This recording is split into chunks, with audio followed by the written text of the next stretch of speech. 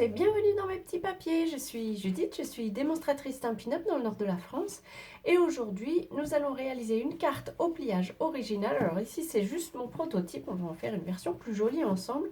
Voilà, c'est une carte qui peut rentrer dans une enveloppe mais qui se dépliera ensuite pour pouvoir être posée en décoration dans la maison. Allez, c'est parti, on en fait une jolie version ensemble tout de suite. Pour cette carte décoration, il vous faudra une base de carte qui mesure 21 cm sur 20. Sur les 21 cm, on va faire des plis à 5 cm, 10 cm, je triche sur mes notes, 15 cm et 20. Et dans l'autre sens, donc sur les 20 cm, on va couper deux morceaux à 5 cm. Donc ça fait 5 et encore 5. Et donc il vous restera aussi un morceau qui mesure 10 cm. Ces éléments vont constituer les espèces de... En fait, ce sont des boîtes, des tours de boîte, on pourrait dire. Des boîtes incomplètes. Mais c'est vraiment tout simple. On va donc marquer les plis de tous ces éléments. Comme toujours, vous trouverez les mesures et les références des articles si vous avez envie d'en acheter. Donc les références sur ma boutique. Hop, on termine, voilà. Et donc on va pouvoir coller ça. Moi j'aime bien la colle liquide, vous le savez. Donc c'est ça que je vais choisir. J'en ai une petite ligne, pas trop gros, pas trop épaisse parce que ça va s'étaler. Mais comme c'est cubique, c'est assez facile. On peut plier les deux. Hop, je vais prendre un bloc pour... Je n'ai pas la patience, donc c'est le bloc qui appuiera sur mes petits papiers. Et puis la dernière, c'est la même chose. On va aussi la coller comme ça. Voilà. On va maintenant pouvoir faire notre assemblage. Alors, je vais mettre ici la jointure à l'arrière. Et puis la jointure de ces boîtes-ci, je vais la positionner comme ceci. Donc, je vérifie qu'elle soit bien à l'arrière aussi. Je vais l'encoller. Et je la pose ici en bas. Alors, je la positionne et puis comme toujours, avant qu'elle soit complètement, que la colle est complètement prise, je vérifie qu'elle est bien positionnée et puis que je peux encore manipuler la carte. Je vais faire la même chose avec cet élément-ci et je vérifie que ma jointure est dans la même position, au même endroit. Elle est ici, oui. Et donc, hop, je la place à la même hauteur. J'ai des éléments pour décorer et puis justement pour cacher ces petites jointures. J'ai découpé des morceaux de papier de série design qui mesurent 4 cm et demi sur 4,5. Ils viennent du papier de série design qui s'appelle Paysages en carriole. C'est une exclusivité en ligne, donc vous ne la trouverez pas sur le catalogue de Noël. Il est uniquement sur le site, mais comme je vous disais tout à l'heure, je vous mettrai les références.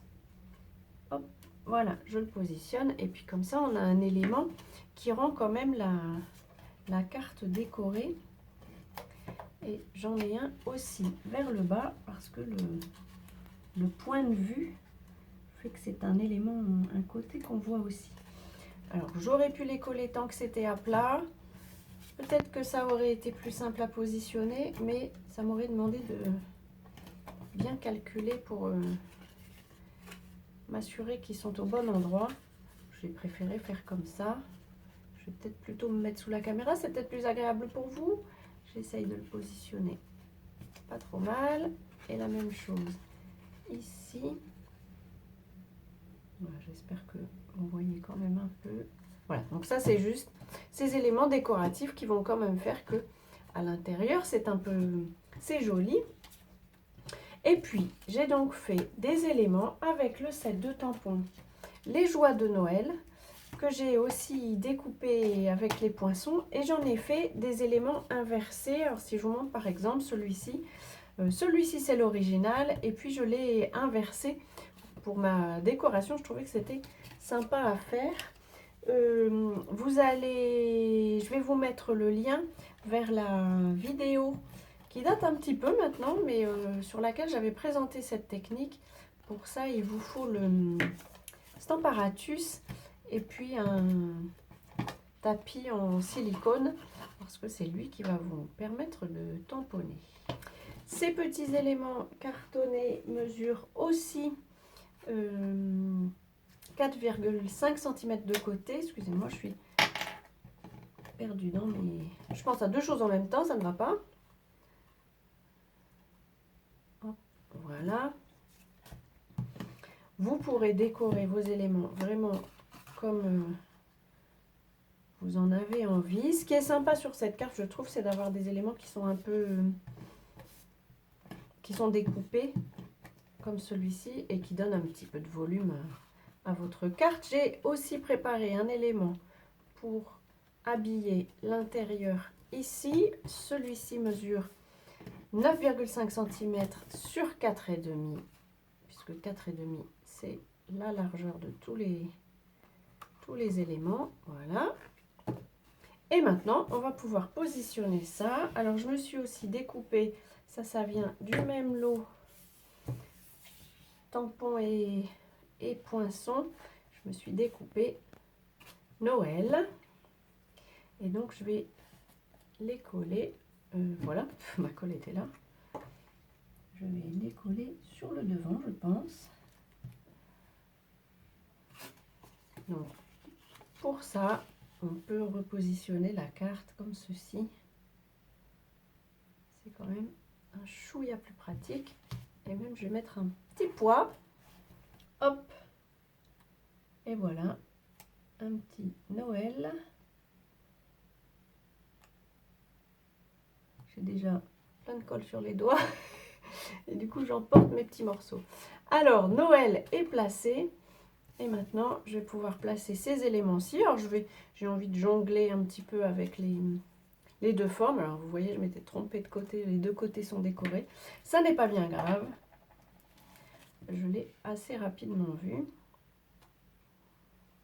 Mais c'est bien le côté inversé qui m'intéresse. Donc, je mets de la colle uniquement sur le bas pour que ces éléments puissent dépasser. Je vais même le mettre un petit peu en dessous. Et je fais juste attention que mes éléments ne risquent pas d'être pris dans la carte quand elle est pliée. Ici, il n'y aura pas de souci puisqu'elle est soit aplatie, soit décollée. Et on n'a pas de colle derrière ce côté-ci. Ici, je vais inverser. Je vais mettre un petit peu de colle par ici. Et celui-ci peut dépasser un petit peu, mais pas trop. Et c'est là qu'il ne faut pas que cet élément soit trop à l'intérieur. Donc je vais probablement le mettre un petit peu plus haut. Et puis je vais lui enlever, je pense, une boule de houx qui dépasse un peu trop à mon goût. Mais ça n'est pas grave, elle va se retrouver comme ça. Je vais peut-être même enlever la deuxième. En plus, ce sera peut-être un peu moins choquant. Voilà, comme ça. Je n'ai pas d'éléments qui dépassent du côté qui ne m'intéresse pas. Alors vous aurez, quand vous aurez utilisé la technique, ici on a l'impression qu'elle est mise en couleur, mais c'est parce que j'ai colorié mes éléments avec les Stampin' Blends. Et comme vous le savez, les Stampin' Blends, ils dépassent, ils traversent le papier. Et donc on les voit au verso. En même temps, ça me fait un petit verso décoré. C'est pas mal aussi. Voilà, on va dire que pour ces éléments, c'est bon. Je me suis quand même préparé des toutes petites feuilles de houx pour pouvoir décorer ici le dessus, comme si elles étaient tombées. J'en ai fait que 3 là, mais bon, j'aurais pu en faire plus. On peut aussi se laisser ce côté-ci pour mettre un message à la main. ou au contraire l'inverse avec également des morceaux de papier cartonné qui mesurent 9,5 sur 4,5. Vous aurez la place pour mettre votre souhait, ou alors simplement vous faites cet élément pour décorer la maison. Ça peut se faire comme ça aussi. Je vous représente ce que j'ai utilisé pour cette carte, le set de tampons et le lot de poinçons, les joies de Noël, et puis j'ai utilisé aussi le papier de série design qui s'appelle Paysages en carriole. Voilà, j'espère que cette petite carte décorative vous aura inspiré. Si c'est le cas, pensez au petit pouce, ça me fait plaisir et puis ça me montre ce que vous appréciez. Je vous souhaite avant notre prochaine rencontre de passer de belles journées créatives et bien entendu, je vous embrasse très fort. À bientôt!